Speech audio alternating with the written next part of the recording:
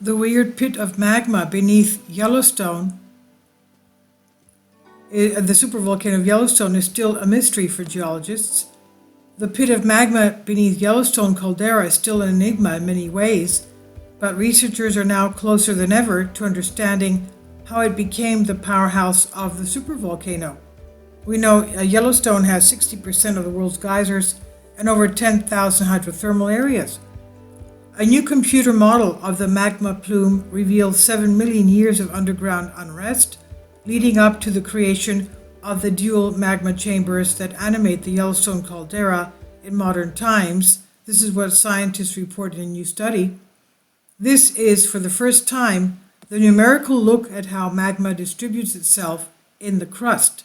This is what study co-author Ilya Bindeman, geoscientist at the University of Oregon, said. What if Yellowstone supervolcano erupts? A long history of Yellowstone. Bindeman's doctoral student Dylan Colon spearheaded the modeling effort, and in recent years geoscientists have imaged the magma under Yellowstone, discovering a magma body that's between 2.5 and 8.7 miles, that's 4 to 14 kilometers deep, and 9% melted, and a larger body of melt that's 12.5 to 28 miles deep, that's 20 to 45 kilometers, and 2% melted. The two gooey areas are separated by a sill of unmelted crust. To figure out how the underside of Yellowstone got looking this way, Cologne, lead author of the study, used forward modeling, essentially running scenarios over 7 million simulated years to arrive at the current arrangement. He was able to choose parameters which were both realistic for Yellowstone and the ones that matched geophysical observations and also geochemistry, Bindeman told Live Science. And given that the models match reality from all these angles, Bindeman said, "We think that is what is going on under Yellowstone. The crust over the Yellowstone plume moves about 2 centimeters a year. That's 0.8 inches, almost an inch a year, as the North American tectonic plate shifts," Bindeman said. This creates a sort of conveyor belt effect in which the plume has caused eruptions in a slowly advancing line over millions of years, a line visible in today's topography as the Snake River Plain. And according to the new model described in April 16 in the journal Geophysical Research Letters, the head of the plume hit the crust about 6.75 million years ago, pushing melting basalts, a type of magma, into the crust. The two zones of melt formed after another 1.25 million years. The hotspot. The findings also suggest that the magma plume is 315 degrees Fahrenheit, that's 175 degrees Celsius, hotter than the surrounding mantle.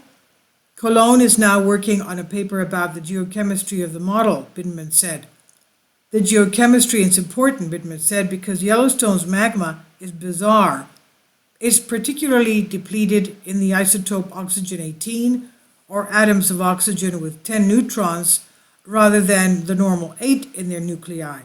Researchers know that this depletion has to do with the way the hydrothermal system of geysers and hot springs at Yellowstone interacts with the crust, which then feeds into the magma system, creating oxygen-18 depleted magma. But it's hard to explain how this actually happens, Bindeman said, making the depleted oxygen-18 one of the most enigmatic geochemical signatures of the plume. The researchers hope that the new model will explain these odd interactions. The model may also eventually help inform predictions of Yellowstone's future, Bindeman said. He said this modeling tells you, with maybe half a kilometer, about a third of a mile resolution, where the magma is and what is the composition of the magma, how much magma, etc., he said. And with additional detail, the model could help predict the eruptive potential of that magma, he said. The last Yellowstone supereruption occurred 640,000 years ago. This is on Live Science by Stephanie Pappas. Now, we have had another 80 eruptions since that supereruption, and most of them have been a lot smaller, of course, some of them lava eruptions.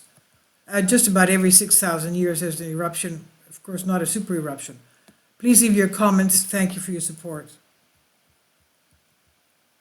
Kindly support my Patreon account. The daily posts are 5 videos daily, and they are totally different from what I have on my YouTube channel. Thank you so much for your support and that you find all my content so interesting. You'll find the Patreon account details in the description box below.